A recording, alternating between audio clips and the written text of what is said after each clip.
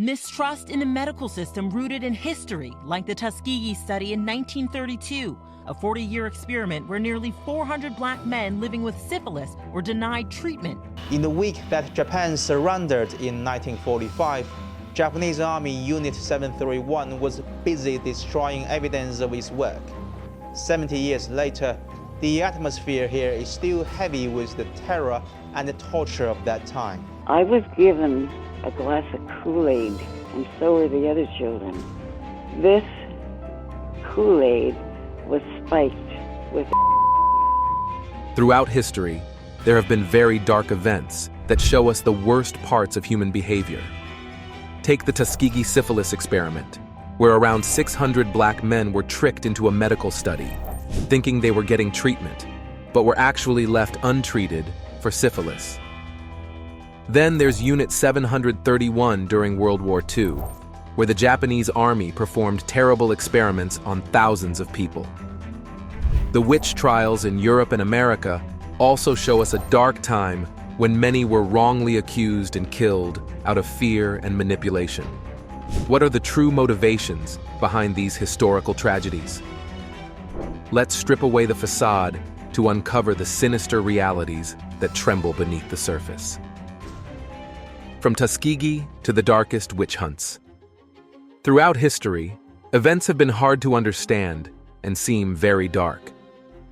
These events touch on different areas like society, politics, and science. They show us some of the worst parts of our history. This discussion aims not just to shock, but to make us think about the mistakes and dark sides of our past. In this horrifying chapter of American history, about 600 black men from Alabama were tricked into joining a medical study by being told they were getting free treatment for bad blood, a term that was used loosely to describe various health issues.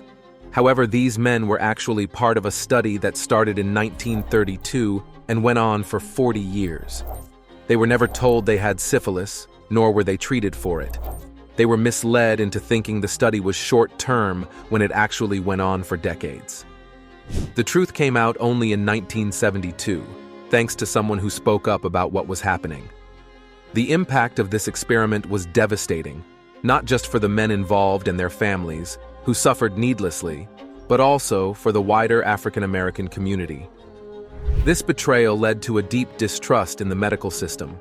It also led to new rules for how medical research should be done, including the need for informed consent, meaning people have to be fully aware and agree to participate in studies. Even with these changes, the memory of the Tuskegee experiment remains a painful reminder of how people can be mistreated in the name of science. Another grim example is Unit 731, a secret group set up by the Japanese Army during World War II. This unit conducted brutal experiments on thousands of people in China, including Chinese civilians and some Allied prisoners of war. Under the leadership of General Shiro Ishii, Unit 731 infected people with diseases like plague, cholera, and anthrax. They performed live surgeries without anesthesia to see the effects of diseases internally. They also exposed people to extreme cold to study frostbite and lethal doses of X-rays. They even forced pregnant women to undergo surgeries to study the impact of diseases on mothers and their unborn babies. Some experiments aimed to create weapons like bombs filled with plague. The activities of Unit 731 show us how low humanity can sink under the guise of scientific progress. These horrors raise big ethical questions and show the importance of having moral guidelines in science and medicine. The witch trials in Europe and America, from the late 16th to the early 18th centuries, are also a dark period. Rooted in a mix of religious, economic, and social issues, these trials targeted mostly women and used the fear of witchcraft as a way to control or manipulate society. Often, these trials allowed people to settle personal scores or manage their fears by accusing others of witchcraft. Many people were wrongly accused and executed, all under the pretense of removing evil from the community. The witch trials remind us of the dangers when societal fears mix with unchecked power. showing how societies can turn destructive under the banner of doing what is right. It's deeply unsettling to consider that between 40,000 and 60,000 people, most of whom were women, were killed for allegedly practicing witchcraft over the centuries. These women were often blamed when things went wrong in the community, like when crops failed, babies died, people got sick, or the weather turned bad. The witch trials were not just brutal. They were also supported by the very communities of the accused. Neighbors, friends, and even family members didn't hesitate to accuse their own, often driven by personal grudges, disputes over land, or local squabbles, rather than genuine evidence of any wrongdoing. Executions were gruesomely varied, including hangings, burnings at the stake, and drownings. Each method was chosen to send a terrifying message to anyone who watched. However, as the Enlightenment era progressed, people began to embrace reason over fear and superstition. Legal changes that demanded more solid evidence and credible witnesses gradually made it harder to accuse someone of witchcraft. Yet, the memory of these times continues to serve as a stark reminder of what can happen when power goes unchecked, legal protections are ignored, and societies target vulnerable groups, especially women, during crises.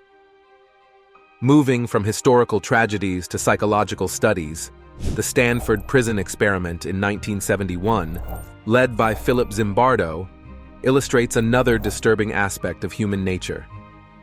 This experiment, which took place in a mock prison at Stanford University, divided 24 male students into guards and prisoners to explore the effects of power and role-playing within a prison setting. The experiment was supposed to last 2 weeks, but had to be cut short due to the intense and troubling behavior it triggered. What makes this experiment particularly shocking is not just the harsh actions of the guards or the helpless compliance of the prisoners, but how quickly normal, ethical individuals can act out of character when placed in certain conditions. The guards, given power without accountability, acted harshly and cruelly, while the prisoners, stripped of their rights and individuality, quickly became submissive, with some even breaking down mentally. Over time, the study has faced a lot of criticism for how it was conducted, including ethical concerns like the participants not being fully informed. Despite this, the findings about how easily people's morals can be influenced by their environment and roles continue to be a significant point of discussion in understanding human behavior. These historical and scientific examples not only reflect on past mistakes, but also warn us today. They remind us of the powerful, often harmful impact of authority and the need for constant vigilance to protect individual rights and maintain human dignity in the face of widespread fear and the potential for misuse of power.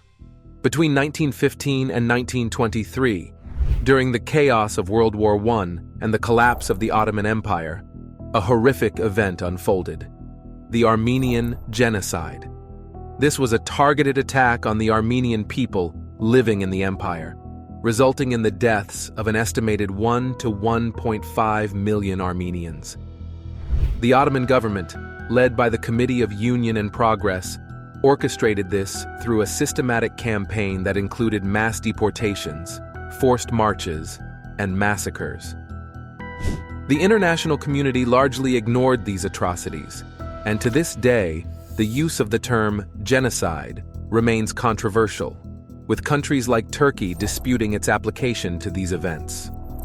This denial has effectively diminished the historical impact and the recognition of the suffering endured by the Armenian people. It represents a kind of historical denial, where the severity of the genocide is downplayed, minimizing the agony experienced by the victims and their descendants. Even now, there is a hesitancy to fully acknowledge what happened, which reflects poorly on international responsibility and moral accountability. The Armenian Genocide showcased the dangerous potential when ethnic superiority and national security are used as justifications for committing massive crimes against humanity. It raises critical ethical questions about collective guilt, and the risks associated with forgetting or misrepresenting history. Even after a century, the memories and impacts of these events are deeply embedded in the Armenian community, serving as a grim reminder to the world of the dangers of such atrocities. The calculated nature of the genocide, carried out during a time of global turmoil, serves as a stark example of the depths of cruelty that can be rationalized under the pretext of wartime necessities. This orchestrated violence wasn't just a byproduct of war, but a deliberate act of ethnic cleansing, approved and executed by a government against its own people. A single gunshot in Sarajevo sparked a chain of events that reshaped the world, plunging it into a devastating war. The one shot that unleashed global war. On June 28, 1914, the shooting of Archduke Franz Ferdinand of Austria and his wife Duchess Sophie in Sarajevo marked a shockingly destructive moment in history. The gunman, Gavrilo Princip, a Bosnian Serb affiliated with the nationalist group known as the Black Hand, not only murdered the royal couple, but also set off the cataclysmic events leading to World War I. This war, driven by complex alliances and rising nationalism, ended up taking millions of lives and drastically altering the world's political borders in ways that are still felt today. Interestingly, this critical incident is often seen merely as the spark that ignited the war. However, the wider effects were monumental. The war introduced devastating new military technologies like tanks, planes, and chemical weapons that expanded the scale and savagery of combat. It fragmented old empires and gave rise to new powers, completely transforming the international landscape. This fierce conflict paved the way for further global calamities, including the Armenian Genocide, a horrifying outcome of the war's chaotic environment, which allowed for such atrocities in the name of national interest. Looking back, the murders in Sarajevo are a grim reminder of how fragile international peace can be and the severe impacts of radical actions.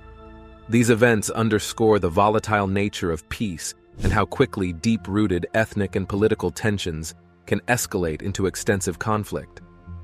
The ensuing war was a vivid display of these tensions exploding, turning local disturbances into a global disaster whose effects still influence many aspects of global politics, society, and economics today. In a similar vein, from 1975 to 1979, the rule of Pol Pot and the Khmer Rouge in Cambodia showcased the terrifying effects that ideological extremism, combined with unchecked power, can have on a nation. Claiming to establish a farming paradise, Pol Pot's government committed one of the most vicious genocides in history, wiping out nearly a quarter of Cambodia's population. The regime's radical social experiments, aimed at rebooting the entire society to a so-called Year Zero, eradicated money, closed schools, banned religions, emptied cities, and herded the entire population into deadly labor camps. The Khmer Rouge's ruthless policies led not only to widespread famine, but also to the complete breakdown of Cambodian society. They pursued unrealistic agricultural targets that, combined with forced labor and poor food distribution, resulted in massive death tolls from starvation, overwork, and systematic executions. Today, the preserved skulls of the deceased stand as a stark, horrifying display of the regime's brutal impact. The global reaction to the Cambodian genocide was, ironically, lukewarm and ineffective, highlighting a profound absence of international leadership and ethical responsibility. This apathy emphasizes a common theme: the dangerous outcomes of extremism, born from either distorted nationalism or radical ideologies, are often recognized much too late. Both the assassination of Franz Ferdinand and Pol Pot's tyrannical rule painfully demonstrate how quickly the thin layer of civilization can be peeled back to reveal the raw and dark aspects of human political drives. Though decades apart, these historical events underline the drastic consequences of political extremism. Whether it unleashes global warfare or leads to genocidal regimes, The power of radical beliefs to disrupt peace and civilization is both stark and tragic. Discover the harsh truths of Cambodia's dark past and the brutal Nanjing Massacre, where power and ideology fueled unspeakable horrors. From Nanjing's slaughter to Cambodia's killing fields. In the beginning, most of the world didn't grasp the full horror of what was happening in Cambodia under the Khmer Rouge.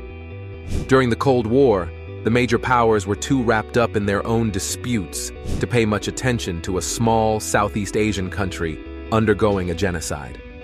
It wasn't until Vietnamese troops marched into Cambodia and kicked out the Khmer Rouge that the international community truly understood the scale of the atrocities committed. This horrific episode has left deep, lasting scars on Cambodia's national spirit and moral fabric. It took decades for any of the Khmer Rouge leaders to see the inside of a courtroom, a delay that highlights just how complicated and sluggish international justice can be. Even today, the victims and the perpetrators live unsettlingly close to each other, a daily reminder of the country's fragile peace and the long, bumpy road to reconciliation still ahead. Pol Pot's reign of terror in Cambodia is a bleak lesson in what happens when extreme ideologies take hold through a dictatorial regime. The sheer scale of the brutality during this time serves as a warning of the depths to which humanity can sink. Similarly, the Nanjing Massacre, which began on December 13, 1937, and lasted for 6 weeks, was a period of unimaginable cruelty. The then capital of China, Nanjing, saw atrocities that are hard to comprehend. Conservative estimates suggest that at least 300,000 Chinese civilians and unarmed soldiers were slaughtered, and tens of thousands of women were raped. The city was almost completely destroyed, with homes looted, burned, and entire neighborhoods turned to rubble. This event continues to be a source of tension between Japan and China, lingering like a ghost over diplomatic relations. In the years after World War II, the Nanjing Massacre was either denied or downplayed by some nationalist groups in Japan, which only hurt the chances for healing and understanding. It took decades for the Japanese government to formally apologize for these atrocities, and even today, this part of history is often tiptoed around in international conversations. The massacre at Nanjing is a stark reminder of the need for accountability for war crimes. It has influenced the development of international laws that dictate how wars are fought and how civilians and prisoners are treated. Despite these legal steps forward, the event itself is a sobering example of the extreme violence and dehumanization that can occur in conflicts, highlighting the dark potential of human behavior under specific dire conditions. Both the Khmer Rouge's control of Cambodia and the Japanese army's rampage in Nanjing demonstrate the horrifying impacts of extremism and unchecked power. These historical incidents teach us critical lessons about the depths of cruelty possible in wartime and the enduring need for vigilance to prevent such atrocities from happening again. Explore the tragic trail of tears and the vast horrors of the Atlantic slave trade, legacies of cruelty and profound injustice. From Cherokee lands to slave markets, the Trail of Tears stands as a stark and somber milestone in American history, a profound illustration of the devastating effects of forced relocation and the often cold, bureaucratic cruelty that can accompany government policy. In the 1830s, under President Andrew Jackson's Indian Removal Act, several Native American tribes were compelled to leave their ancestral lands across the southeastern United States and move to areas west of the Mississippi River, lands foreign and harsh to them. Among those most deeply impacted were the Cherokee, who saw 4,000 to 8,000 of their people, up to a quarter of their population, perish from disease, starvation, and the brutal conditions of the journey. This forced migration was not just a logistical nightmare, but a deliberate act of dispossession, spurred by white settlers' insatiable demand for the rich agricultural lands of the Southeast and fueled by the poisonous ideology of manifest destiny.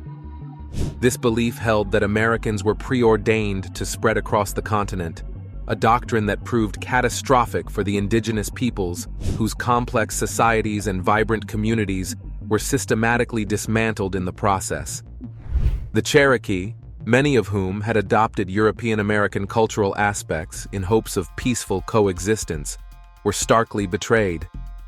The Trail of Tears not only forcibly displaced them, but also exposed the cruel paradoxes of American expansionism and the fragile nature of indigenous rights under the crushing weight of imperial ambitions.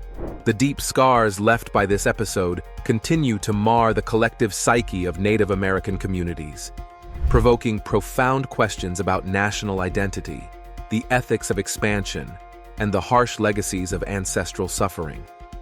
The event remains a painful chapter in history, highlighting the dangers of state-sanctioned cruelty and serving as a grim warning against the recurrence of such injustices.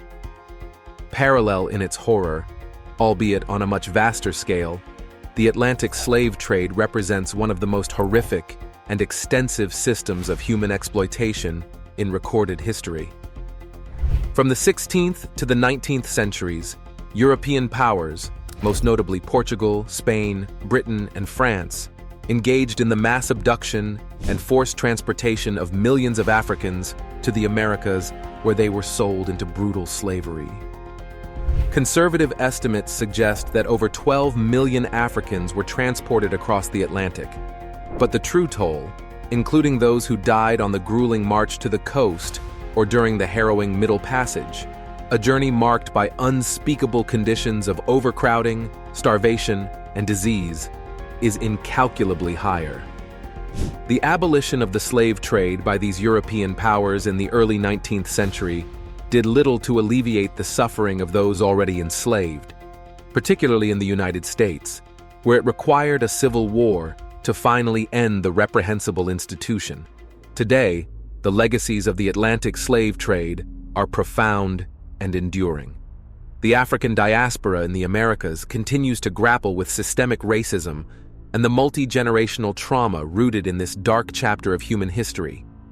This trade serves as a grim testament to the depths of human cruelty and greed, conducted on an almost incomprehensible scale.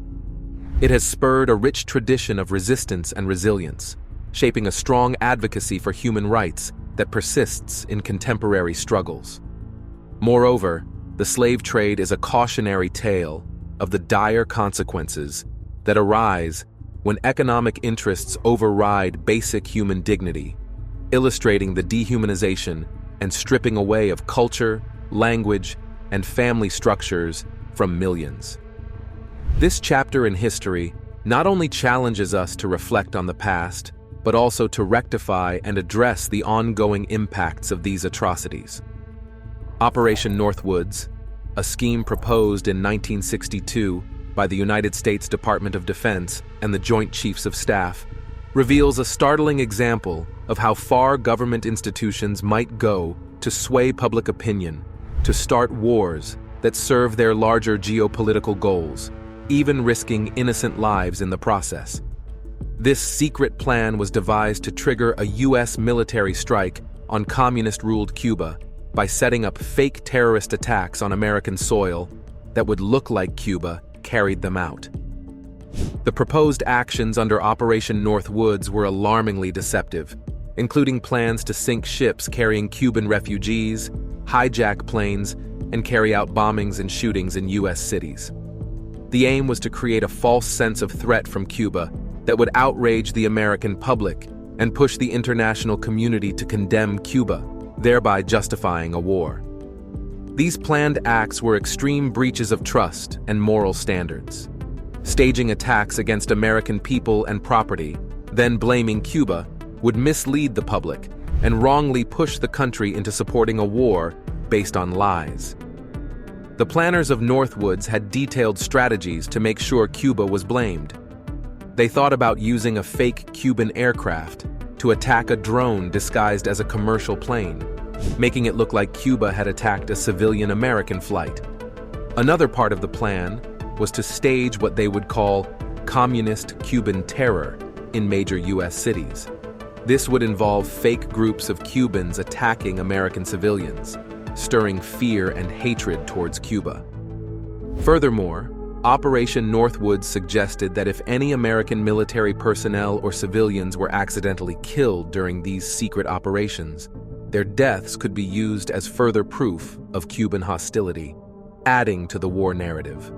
This chilling willingness shows the lengths to which the planners were ready to go to manipulate U.S. public opinion.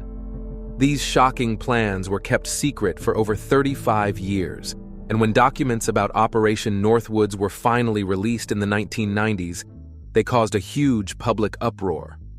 The revelations questioned the ethical boundaries that democratic governments are expected to respect, and highlighted the potential for significant abuses of power.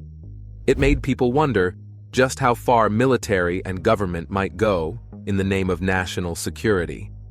Operation Northwoods was ultimately blocked by the Kennedy administration, which stopped the plan before any of these deceptive actions were taken. President Kennedy's decision might have been based on moral grounds, or perhaps considerations of the political risks if such deceitful strategies were exposed. Since it was never carried out, Operation Northwoods now serves as a critical example of the types of strategies that government leaders can consider under the cover of national security. It acts as a grim reminder that sometimes government plans can involve a disturbing level of cynicism and moral compromise. The impact of Operation Northwoods goes beyond the 1960s Cold War era. It still influences current debates over government surveillance, military force usage, and how fear is used to manipulate public opinion. This operation is often referenced in discussions on how far government actions can conflict with core democratic values like accountability, transparency, and ethical conduct. Examine the intentional ruination of cultural sites in conflicts, which wipes out histories and identities. Devastating wars on cultural Constantinople. The deliberate obliteration of cultural heritage during warfare is a grim chapter in human history, vividly illustrating our capacity for cultural vandalism. This practice demolishes physical structures and erases cultural identities, histories, and collective memories. Instances of such barbarism are plentiful and occur across different epochs and regions, from the sack of Constantinople in 1453, which saw the destruction of priceless manuscripts, to the demolition of the Mostar Bridge in Bosnia during the 1990s, and the recent annihilation of ancient sites in Iraq and Syria by extremist factions. These acts of cultural savagery are now recognized as war crimes under international law, yet the enforcement of these provisions has proven notoriously difficult. Each incident of destruction not only represents a loss of heritage, but paradoxically strengthens the global resolve to safeguard these irreplaceable sites. In some cases, efforts to rebuild or digitally preserve the remnants are undertaken, though the original cultural and historical essences are invariably diminished. The wanton destruction of cultural landmarks is a tactic as old as war itself, employed to demoralize opponents and erase the historical legacy of the vanquished. For instance, the obliteration of the Mostar Bridge, under the guise of military necessity, was widely perceived as an attempt to erase centuries of Bosnian Muslim history. Similarly, the devastation wrought by ISIS in Palmyra was not just an attack on Syrian heritage. It was an assault on the collective memory and identity of an entire civilization. This cynical manipulation of cultural heritage as a war tactic underscores the profound impact of such acts on national and cultural identity. The international community's often tepid response to these crimes reveals a troubling lack of commitment to preserving our global cultural legacy, presenting a stark contrast to the universal values many nations profess to uphold. Turning to the Cold War period, Project MKUltra stands out as a glaring example of how far off track government-sanctioned science can go. Started in 1953 by the CIA, this secretive initiative aimed to master mind control techniques to potentially use against enemies during the tense Cold War era. It was officially funded and approved, with experiments set up to tweak mental states and mess with brain functions in alarming ways. Spanning more than 80 institutions, including big-name universities, hospitals, prisons, and drug companies, MKUltra's reach was extensive and its activities deeply troubling. These experiments varied widely, from dosing unsuspecting subjects with LSD, subjecting them to hypnosis, isolating them for extended periods to deprive them of sensory input, to verbally and sexually abusing them as part of psychological torture techniques. The sheer scale of MKUltra and its shocking implications show how dangerously extensive government and scientific boundaries were pushed. People involved often had no clue they were part of an experiment, completely unaware and non-consenting. The CIA exploited prisoners, hospital patients, and even the general public, people who were powerless to fight back or even understand what was being done to them. Among the most infamous activities was continuously dosing a patient in Kentucky with LSD for 174 days. Other cruel experiments involved intense verbal abuse and sexual humiliation, wrongly believed to break down individuals to make them easy to control. MKUltra aimed to develop methods for controlling human behavior with drugs and other psychological tools to extract information during interrogations, incapacitate individuals quietly, and manipulate foreign dignitaries. The program also explored ways to influence and direct human actions through chemical and psychological means. The existence of MKUltra was first dragged into the light in the 1970s through investigations by the Church Committee of the U.S. Congress and the Rockefeller Commission. The horrifying details included gross ethical violations against non-consenting subjects, many of whom were permanently scarred emotionally and psychologically. The public and legal backlash was swift and severe, promptly putting an end to the experiments. Since then, MKUltra has become a notorious example of government power abuse and the ethical dilemmas posed by scientific inquiry. The project not only used people ruthlessly but also shattered trust on a huge scale, inflicting long-term psychological damage and undermining the moral framework of the scientific community. It sparked a vigorous debate about government meddling in science and the need for strict ethical standards in experimental practices. Richard Helms, the then CIA director, came under heavy fire for his role in managing the program and his later attempts to cover up the unethical practices by destroying records in 1973. His actions severely limited the available details and helped conceal the extent of the atrocities committed under MKUltra. Despite the destruction of many documents, subsequent investigations have managed to reconstruct a concerning picture of abuse and overreach. The victims, often vulnerable individuals without the means to defend themselves, underscored the severe ethical breaches involved. The fallout from MKUltra has led to lasting impacts on its victims and has fundamentally changed how human subjects are treated in scientific research. The scandal prompted major reforms, including the implementation of strict ethical guidelines and oversight procedures, now mandatory in clinical trials and experimental treatments. Today, MKUltra serves as a stark warning of the perils of unchecked government authority and the essential need for ethical constraints in both governmental activities and scientific research. Its unveiling has also highlighted the importance of transparency and vigilant scrutiny at all levels of government, especially in times of significant national security concern. Delve into the My Lai Massacre, a grim reminder of the brutal realities of war. When soldiers became ruthless killers. The My Lai Massacre is a stark and dark episode from the Vietnam War that showcases the brutal realities of armed conflict.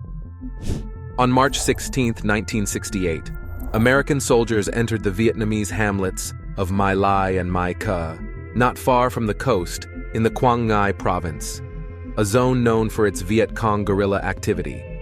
The soldiers, part of Charlie Company under Lieutenant William Calley, expected to clash with the enemy forces there.